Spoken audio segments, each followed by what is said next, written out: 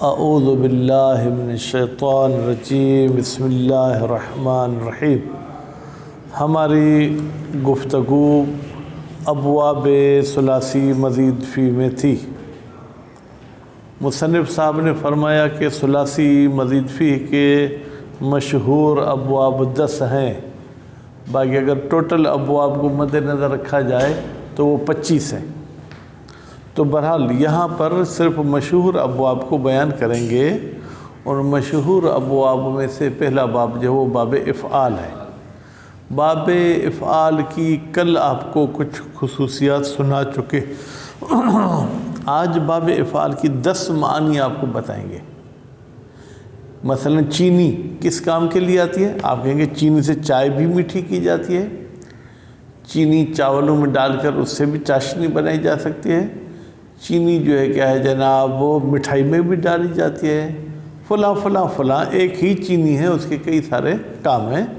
تو باب افعال کی جو ہے کیا ہے وہ 10 معانی ہیں، البتہ ایک ہی استعمال میں 10 معنی پر دلالت نہیں کرے گا، کبھی کوئی معنی ہوگی کبھی کوئی معنی۔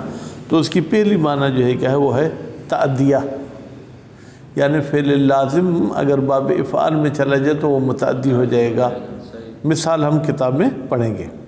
دوسرا، فاعل کا کسی وقت میں داخل ہونا۔ کیا؟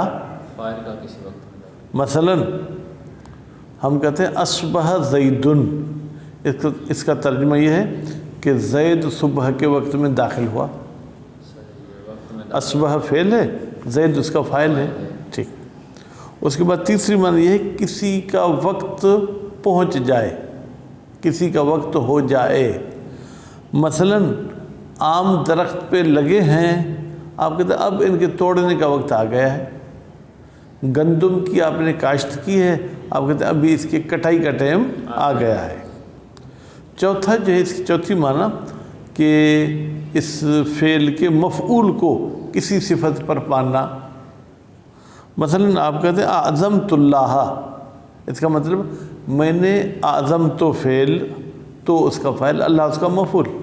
اس کا ترجمہ یہ میں نے اللہ کو عظمت والا پایا، یعنی میں نے اللہ میں عظمت والی صفت پائی ہو۔ اس کے بعد پھر فرماتے ہیں کہ کبھی کبھی جو ہے کیا ہے جناب واجدیت، واجدیت یعنی ایک چیز کا پانا، ایک چیز کا مالک ہونا، ایک چیز پہلے نہیں تھی لیکن اب وہ آ گئی۔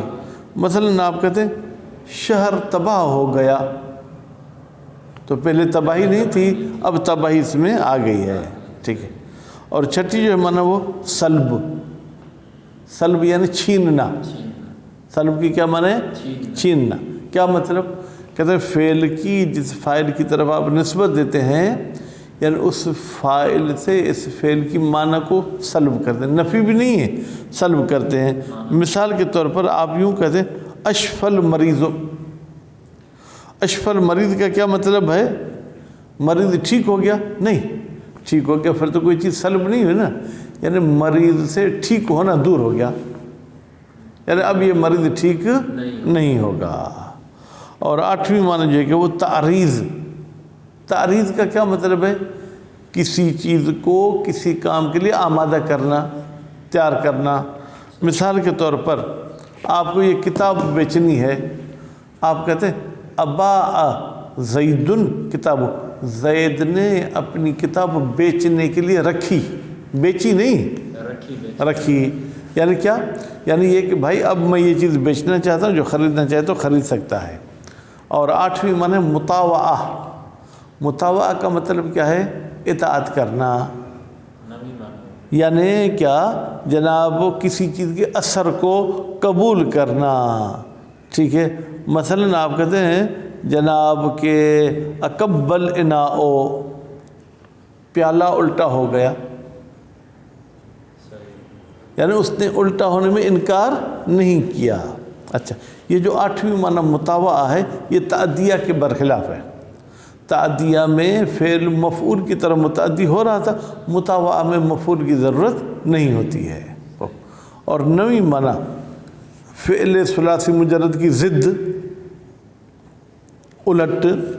مثلا آپ یہ کہتے ہیں کہ جناب نشط، اس کی معنی ہے گرہ لگانا، گرہ لگانا، انشط گرہ کھولنا۔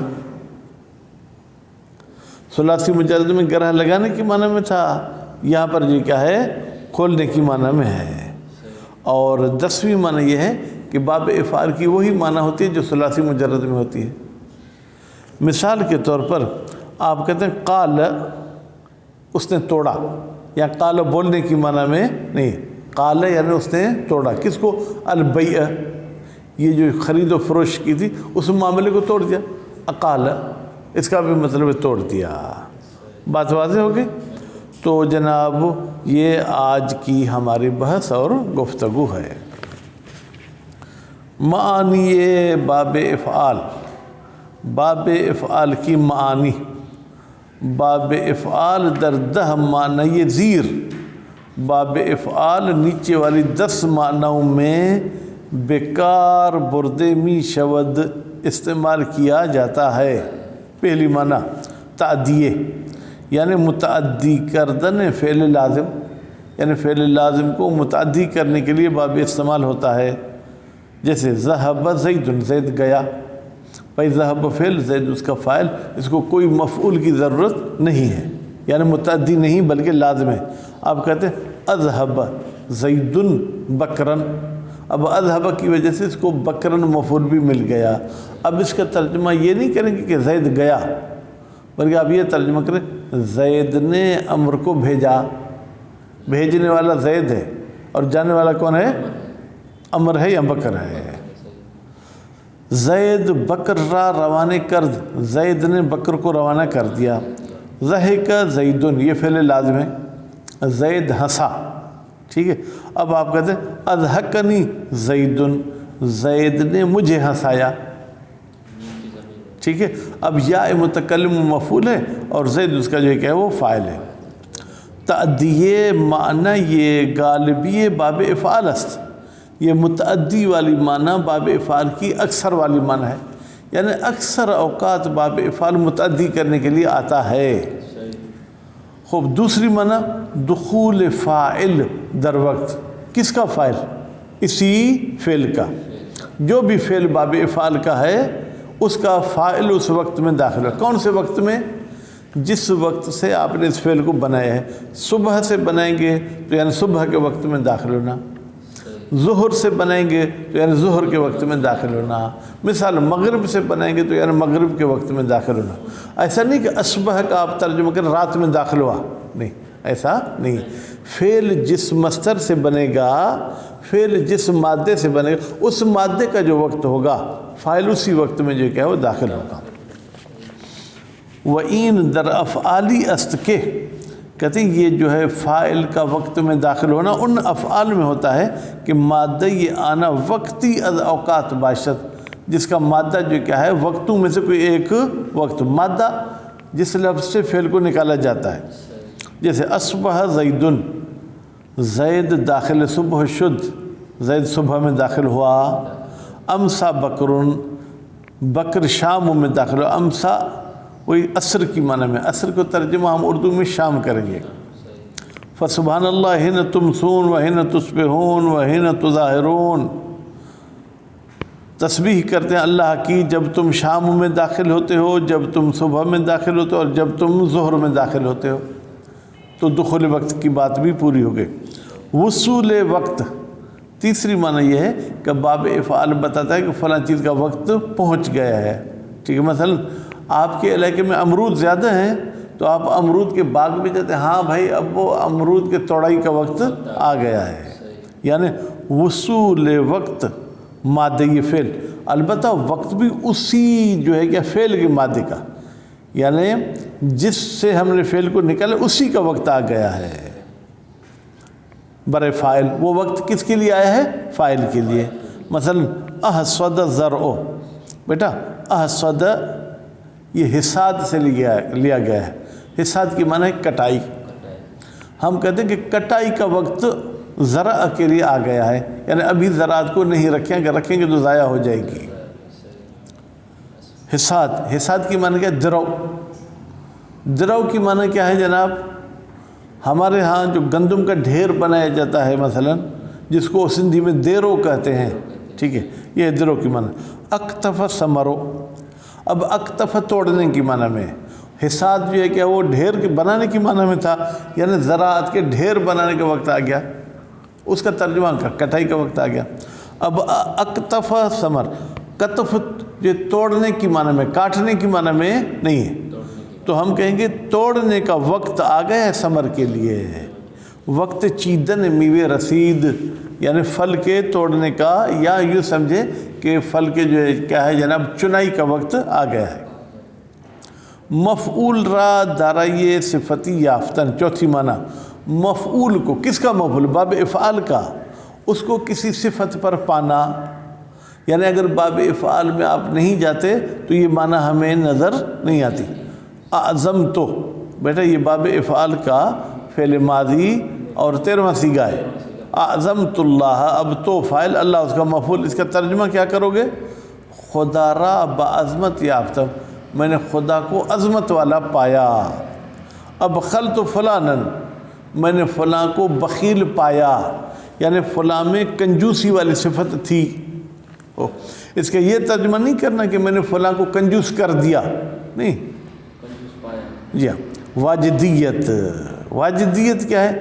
یعنی دارائے مبدأ فعل شدن، فعل شدن فاعل. بھائی مبدأ فعل کسے کہتے ہیں؟ جس سے فعل کو بنایا گیا ہو. ضرب کا مبدأ کیا ہے؟ ضربن. نصر کا مبدأ کیا ہے؟ نصرن. ٹھیک.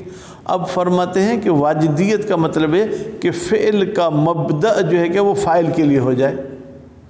وہ یا دارائے مبدأ فعل کردن مفعول، یا فعل کا مبدأ مفعول کے لیے قرار دینا. مثال میں مزید وضاحت ہو جائے گی. اگد البعیرو، بیٹا اگدہ کسے کہتے ہیں؟ یہ جو اونٹ اپنے منہ سے جو ہے نا ایک قسم کی جو تھیلی نکالتا ہے، ٹھیک ہے. اب اگدہ تھیلی نکالنا. البعیر اونٹ، ٹھیک. کہتے ہیں اونٹ میں وہ تھیلی والی چیز کو ہم نے پایا. اگدہ کا معنی کیا ہے؟ تھیلی نکالنا. واجدیت کا مطلب یہ ہے کہ تھیلی نکالنا اس فاعل کے لیے حاصل ہو چکی ہے. اکفر البلد، اس کا مطلب کیا ہے؟ شہر دارائے کفار، شہر کفار والا ہو گیا. کفار کا مطلب کیا؟ یعنی ویرانی شد، یعنی شہر ویران ہو گیا، جیسے ابھی برساتوں میں ہمارے شہر ہوئے ہیں. تو اب اکفر کا مادہ کیا؟ کفر. کفر کا معنی کیا ہے؟ ویرانی، یعنی یہ ویرانی سے بلد فاعل کے لیے ثابت ہے. ارکب تو ابھی، اب مفعول کی طرف چلتے ہیں. ارکب کا مادہ کیا ہے بیٹا؟ رکوب. رکوب کا مطلب کیا؟ سوار ہونا. رکوب کا معنی کیا ہے؟ ارکب تو ابھی کا یہ ترجمہ نہیں کریں گے کہ میں نے بابا کو سوار کیا، بلکہ میں نے بابا کو سواری والا بنایا. یعنی پرانے زمانے میں گدھے گھوڑے پہ سواری ہوتی تھی، یعنی میں نے گدھا بابے کو لے دیا، گھوڑا لے کر دیا. آج کل کار موٹر سائیکل ہے، یعنی وہ میں نے بابے کو لے دی. ٹھیک ہے. ثم اماتہ فاکبرہ، پھر اماتہ، اللہ نے اس کو مارا. اماتہ کا فاعل کون ہے؟ اللہ. ہو کیا ہے؟ مفعول. اماتہ کا مادہ کیا ہے؟ موت. یعنی یہ موت اس مفعول کے لیے حاصل ہے، فاعل کے لیے حاصل نہیں. فاکبرہ، پھر اس کو قبر میں دفن کر دیا. تو یہ قبر بھی مفعول والے کے لیے حاصل ہے، یعنی اب یہ قبر والا ہو گیا. سے پس اورا میراند، پھر اس کو مار دیا.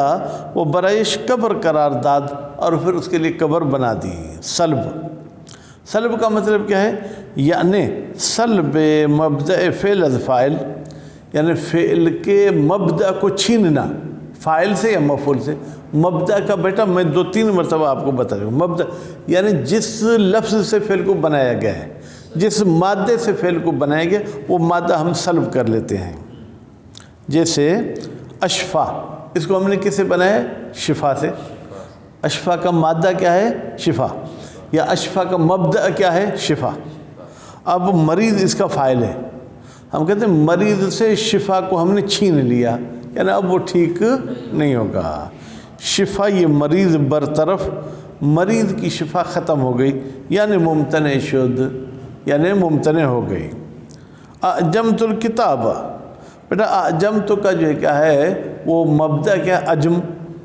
عجم کا مطلب یہ ہے کہ جناب کسی چیز کا پیچیدہ ہونا، کسی چیز کا پیچیدہ ہونا.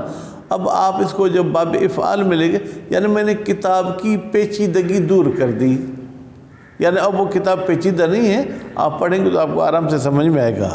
اجمے و ابہام کتاب را برطرف نمودم، کتاب کے مشکل ہونے کو اور کتاب کے ابہام کو میں نے ختم کر دیا.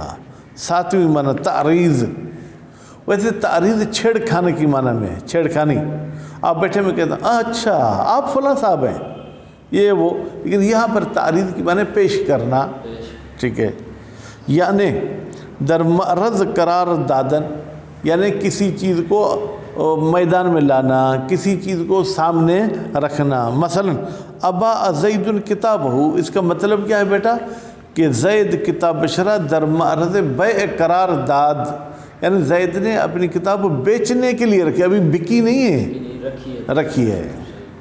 مطاوعہ یعنی اثر پذیری، یعنی کسی چیز کا اثر کو قبول کرنا. وعین یہ مطاوعہ عکس معنی یہ تعدیہ، یہ تعدیہ والے کے برعکس ہے. تعدیہ میں یہ تھا کہ لازم کو بھی متعدی بناتے تھے، مطاوعہ میں متعدی بھی لازم بن جائے گا. الٹ کا مطلب یہی ہے نا. جیسے کب زید الاناء، زید نے پیالے کو الٹا کر دیا، یہ تو ہے ثلاثی مجرد. ٹھیک ہے. تو کب فعل، زید اس کا فاعل، الاناء اس کا مفعول. اب دیکھیں متعدی ہے. ٹھیک. جب باب افعال میں لے جائیں گے تو اکب الاناء، یعنی اس برتن نے الٹے ہونے کو قبول کر لیا. ٹھیک ہے. تو یہ اناء اس کا فاعل ہو گیا. کاسے واجگون شد، پیالہ الٹا ہو گیا. 9ویں معنی ضد معنی یہ ثلاثی مجرد. باب افعال ثلاثی مجرد کی الٹ معنی دیتا ہے. وہاں پر اگر مراد مارنا تو یہاں پر مراد ہوگی نہ مارنا. ٹھیک.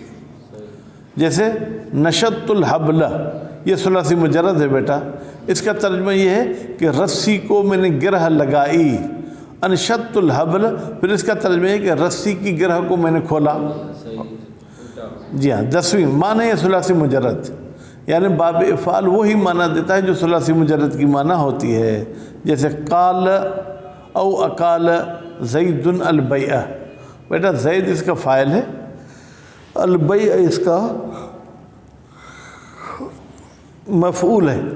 قال زید البیع، اس کا بھی ترجمہ یہ ہوگا کہ زید نے معاملے کو توڑ دیا. اقال زید البیع، اس کا بھی ترجمہ ہے کہ زید نے معاملہ توڑ دیا. زید معاملہ بہم زد، زید نے معاملہ کو توڑ دیا. توجہ کنید، توجہ کریں. از باب افعال و دیگر ابوابی، باب افعال سے اور دوسرے ابواب سے کہ در بیان معانی متعدد بیکار گرفتے میشوند، وہ ابواب جو مختلف معنوں کے لیے استعمال کیے جاتے ہیں. ممکن است در یک استعمال بیش از یک معنی استفادہ شود، لازم نہیں ہے لیکن ممکن ہے کہ ایک ہی معنی استعمال میں 2-3 معنی پہ بھی دلالت کرے. کیسے بھائی؟ جیسے اعظمت اللہ، بھائی اب اعظمت اللہ میں ایک تو یہ ہے کہ اعظم تو متعدی ہو گیا، ثلاثی مجرد میں متعدی نہیں تو تعدیہ والی معنی بھی ہو گئی. اور دوسری معنی کیا؟ وہ ہم مفعول دارای صفت یافتن، اور مفعول کو کسی صفت پر پانا. تو یہ گویا کہ اس کی 2 معنی ہو گئی. انشاءاللہ یہ تمرین حل کریں گے اور کل ہم باب تفعیل پڑھیں گے. وصلی اللہ علی محمد و آل محمد.